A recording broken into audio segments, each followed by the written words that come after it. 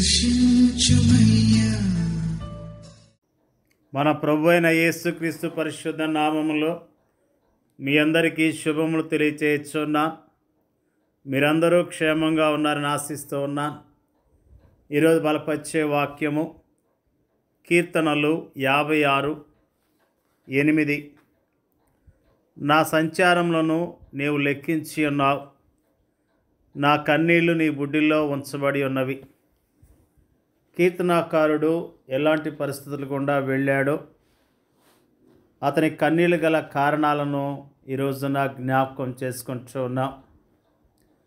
దేవా, నన్ను కరుణింపుము, మనుషులు నన్ను మృంగవల్లని ఉన్నారు. దినమెల్లా వారు పోరాడుచు నన్ను బాధించున్నారు. అనేకులు గర్వించి నాతో పోరాడుచున్నారు. దినమెల్లా నా కొరకు పొంచి ఉన్నవారు నన్ను మృంగవల్లని ఉన్నారు. నాకు భయము సంభవించు దినమున నిన్ను ఆశ్రయించుచున్నాను. దేవుని బట్టి నేను ఆయన వాక్యమును కీర్తించెదను. దేవుని యందు నమ్మిక ఉంచి ఉన్నాను, నేను భయపడను. శరీరధారులను నేమి చేయగలరు? దినమెల్లా వారు నా మాటలు అపార్థము చేయుదురు. నాకు హాని చేయవలన తలంపులే వారికి నిత్యము పుట్టుచున్నవి. వారు గుంపు కూడి పొంచి ఉందరు. నా ప్రాణం తీయగోరుచు వారు నా అడుగుజాడలు కనిపెట్టుదురు.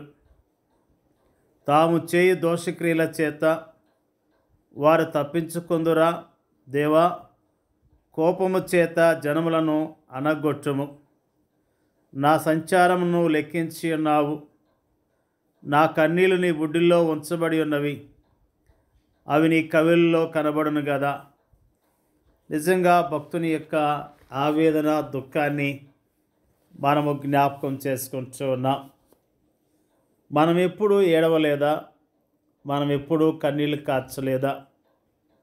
మన శ్రమలు, మన కష్టాలు, మన దారిద్ర్యము, మన వ్యాధి బాధలు, మన ఆర్థిక ఇబ్బందులు, మన ఇంట్లో ఉన్న పరిస్థితులు అనేకసార్లు తీవ్రమైన నిరాశ నిస్పృహలకు గురి చేయలేదా? అలాంటి సమయాల్లో మనము కన్నీళ్ళు కార్చలేదా? జీవిత సమస్యలు మనము మోయలేనంత భారముగా మనకు అనిపించినప్పుడు, మన చుట్టూ కారు చీకట్లో మోహరించటము మనకు కనిపించినప్పుడు, నా అన్నవారు ఎవరూ మన దరిదాపుల్లో లేకపోవటం మనం గమనించినప్పుడు, ఒకప్పుడు మన వారు అనుకున్న వారు ఇప్పుడు మనకు వీపు మళ్లించి అపహాస్యం చేస్తూ మనల్ని దాటి వెళ్తున్నప్పుడు మన గుండెలు బద్దలైపోతాయి. మన నోళ్ళలో నుండి ఏడుపు పెలుబుకి వస్తుంది. మన కళ్ళల్లో నుండి కన్నీళ్లు కట్టలు తెచ్చుకొని ప్రవహిస్తాయి. అలాంటి సమయాల్లో మనం అనుభవించే హృదయ వేదన మనకు తప్ప ఈ లోకంలో వేరెవరికీ అర్థం కాదు. కొన్నిసార్లు మనల్ని చూచి కానీ, మన పరిస్థితిని చూచి కానీ జాలిపడి ఆదరించి ఓదార్చేవారు మన చుట్టూ ఎవరూ లేనట్టుగా మనకు అనిపిస్తుంది. అలాంటి సమయాల్లో దేవుడు కూడా మౌనంగా ఉన్నట్లుగా మనకు తోస్తుంది. అయితే ఆప్తులు దూరం కావచ్చు, బంధువులు కనిపించకుండా పోవచ్చు, స్నేహితులు అనుకున్న వారు తల ప్రక్కకు త్రిప్పుకొని చూచి కూడా చూడనట్లుగా వెళ్ళవచ్చు. కానీ దేవుడు మాత్రం అలా చేయడు. ఆయన నీ పరిస్థితి అంతా చూస్తున్నాడు, నీ కష్టానంతా పరిశీలిస్తున్నాడు, నీ కన్నీళ్లను తన బుడ్డిలో నింపుకుంటున్నాడు. తగిన సమయంలో నీకు సహాయం చేసేందుకు సిద్ధముగా ఉన్నాడు. ఆయన తన బిడ్డల కన్నీటిని తన బుడ్డిలో నింపుకుంటున్నాడు. పాత నిబంధన పరిశుద్ధుల విషయంలో ఆయన అలానే చేశాడు. దేవుని ప్రజల వైఫల్యాల విషయమై తన తలను జలమయముగా చేసుకొని రోధించిన ఇర్మియా కన్నీళ్ల విషయంలో ఆయన అలానే చేశాడు. క్రీస్తు సంఘములోని అవయములైన విశ్వాసుల విజయము కోసము ప్రార్థించిన పౌలు కన్నీళ్ల విషయంలో ఆయన అలానే చేశాడు. అన్నిటికీ మించి అనేక సందర్భాల్లో నిర్భాగ్యులైన మానవులను చూచి నిట్టూర్పులు విడుస్తూ ఆత్మలో మూలుగుతూ కన్నీళ్లు విడిచిన తన ప్రియకుమారుని కన్నీళ్ళ విషయంలో కూడా ఆయన అలానే చేశాడు. అవును, దేవుని ప్రియకుమారుడైన క్రీస్తు లాజరు సమాధి యొద్ద మాత్రమే కాక తాను శరీరధారి ఉన్న దినముల్లో మహారోదనముతోనూ కన్నీళ్లతోనూ ప్రార్థనలు యాచనలు సమర్పించాడు. మన పాప భారం అంతటినీ భరిస్తూ తాను కలువరి శిలువపై అనుభవించనయ్యున్న తీవ్రమైన శ్రమానుభవాలను తలంచుకొని స్వేద బిందువులు రక్త బిందువులుగా మారినంతగా ఆయన గెత్సెమనే వనములో రోదించాడు. కన్నీళ్ళు కన్నీళ్ళు కన్నీళ్ళు. ఈ లోకములో ఉన్నదంతా కన్నీళ్ళే. కొందరివి కనిపించే కన్నీళ్ళు కాగా మరికొందరివి కనిపించని కన్నీళ్ళు. అయితే దేవుడు ప్రతి ఒక్కరి కన్నీళ్లు చూస్తూనే ఉన్నాడు. వాటన్నిటినీ తన బుడ్డిలో పట్టుకొని నిల్వ చేస్తున్నాడు. వాటిని గురించి తన గ్రంథములో రాసుకుంటున్నాడు. కానీ దేవుడు వాటిని ఎందుకు అనుమతిస్తున్నట్లు, తన పట్ల భయభక్తులు కలిగిన వారిని సహా ఆయన ఎందుకు తీవ్రమైన శ్రమల కొలిమి ద్వారా నడిపిస్తున్నట్టు, ఈ లోకములో ఎలాంటి శ్రమలు కానీ కష్టాలు కానీ లేని నెమ్మదైన జీవితాన్ని జీవించాలని మనం కోరుకుంటున్నాం. కానీ మనం కోరుకున్నట్లే జరిగితే అప్పుడు మన జీవితాలు ఎలా ఉంటాయో తెలుసా? చెట్ల నీడన చిన్న చిన్న తొట్లలో ఉండే చిన్ని చిన్ని మొక్కల జీవితాల్లా ఉంటాయి. అవి తమకు తాముగా జీవించలేవు.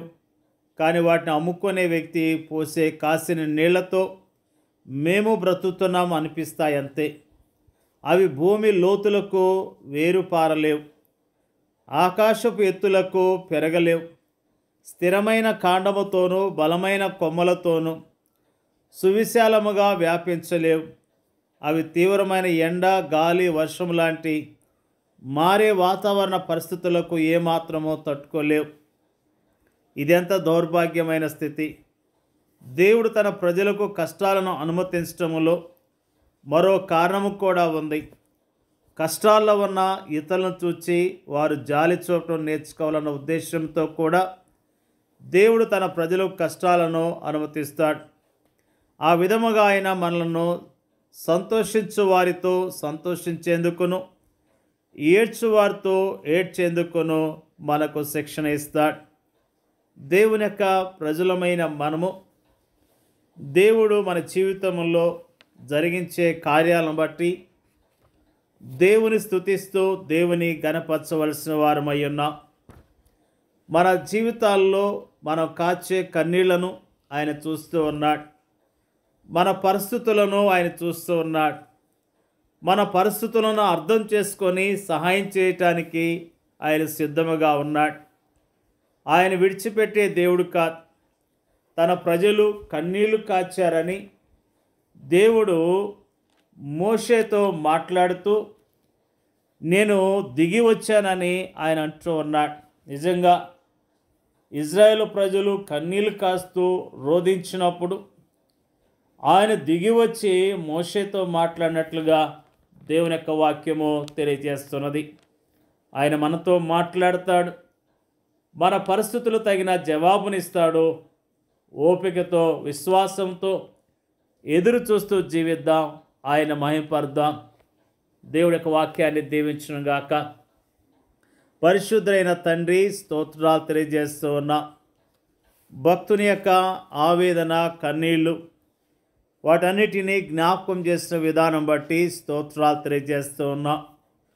మా జీవితాల్లో కన్నీళ్ల గుండా వెళ్తున్నప్పుడు ధైర్యముగా ఉండటానికి, విశ్వాసంతో నీ కొరకు జీవించడానికి సహాయం చేయండి అయ్యా. నీకు వందనాలు అయ్యా. దుఃఖముతో, ఆయాసంతో ఎంతో కుమిలిపోతున్న బిడ్డలను మీరు జ్ఞాపకం చేసుకోండి.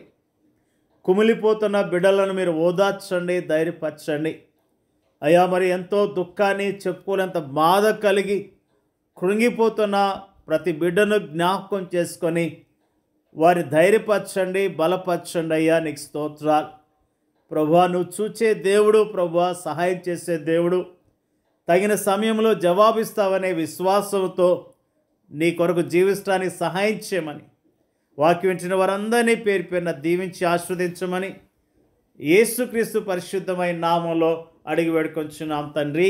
ఆమెన్.